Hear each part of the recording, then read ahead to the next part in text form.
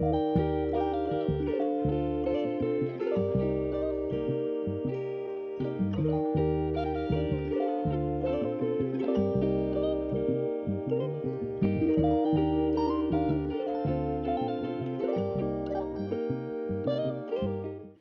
to the Spartan Investor Conference 2025. I'm Jane King, and we are talking today with Jonathan Miller, Vice President of Investor Relations at U.S. Antimony. So I've been curious about explain what U.S. Antimony is doing, and what is antimony? Absolutely. Thank you for having me, Jane. I appreciate the interview.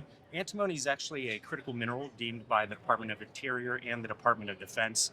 DoD actually has a list of 17 critical minerals that it prioritizes. Antimony is at the top because of its versatility in so many different applications. In defense, it's used to harden lead in bullets, so every bullet in the world contains antimony. It's able to withstand heat and expansion, allowing the projectile to travel down the barrel. It's also used especially in armor-piercing rounds, penetrating rounds. It's used in the primers, which ignites the gunpowder in the bullets. It's used in artillery shells, laser-guided missiles, night vision goggles, and binoculars, aircraft carriers, fighter jets, and the list goes on and on. Believe it or not, defense only accounts for about 30% use. The other 70% is all industrial, so everything from automobile and aircraft seat covers, because of its ability to withstand flames as a flame retardant. It's used in lead-acid batteries, so every battery, whether in a car or in a boat, has antimony in it. Lithium-ion batteries, liquid metal batteries, which are still new to market, wind turbines, solar panels to create the high-quality glass in solar panels, and it's used in different friction materials. And so there are thousands of uses for antimony that we're learning more about every day. Absolutely fascinating. And this is such a hot geopolitical issue right now.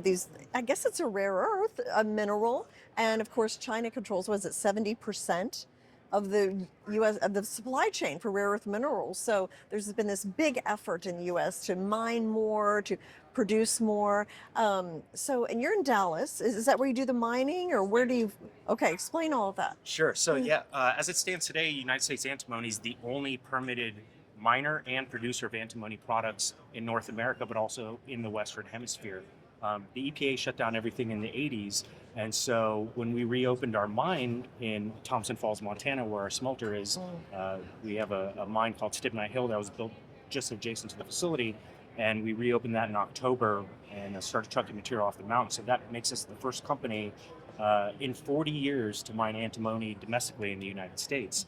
And we've also leased 30,000 acres up in Alaska of historic antimony claims, going back to the gold rush, where gold miners were looking for gold, found antimony, and logged it with the Geological Society. So when China made this announcement that they were cutting off the global supply and exports to the United States last year, we rushed up to Alaska and started staking claims. And we also started having conversations with the Department of Defense, which is now the Department of War. And since then, we've announced a award, a contract with the Defense Logistics Agency, or DLA, for a $245 million sole source IDIQ contract to supply them with antimony metal ingots. It's like a gold bar, but antimony. And they procure these minerals for the various branches of the military. So if you go and look at their documents, it says United States Antimony is the only one capable of fulfilling this order. So we have announced the first $10 million delivery of that order last month, and we anticipate to be able to fulfill that as quickly as possible. We know the national inventory is the lowest it's been since World War II. Okay. And so we anticipate that there could be future orders as soon as we are able to fulfill this one. Well, it does feel like the government is like working at warp speed, playing catch up. You and I talked, I've been hearing people talk about these rare earths for at least 15 years, but we just now feel like it's getting serious about this, that we know we have to do something. And why do you think there has been such a slow reaction to this? Yeah, absolutely. So there is a distinction between the critical minerals and the rare earths. The critical minerals, different applications than the rare earths. And the reason why there's such a rush now is because the sector has been completely underinvested for 20 years. The EPA shut down a lot of mining operations, and we were completely dependent on foreign exports, mainly from China. Anybody who knows their geopolitical strategy knows that they have a plan called the 100-year marathon to be a global superpower by 2031. So they've been strategically going out around the world for 20, 30 years, consolidating these critical minerals by building ports and infrastructure to gain access to them. and then flooding the market with cheap commodities. And then they pulled the rug out from under us when we were most vulnerable, and they knew that. It was strategic.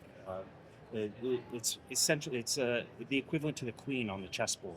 Antimony is a linchpin in defense, industrial, and technology applications, and so this was very strategic.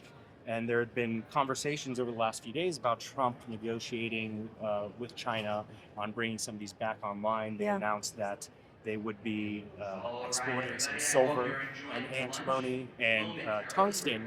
But what the Chinese Ministry of Commerce says that they're actually tightening export restrictions, and so it's a little bit different from what the White House is stating. It almost looks like an open, export again, but that's not the case. They've tightened exports, and the exports that they will be sending will be very stringently monitored, and we don't know who the end buyers will be or how much they'll be able to have.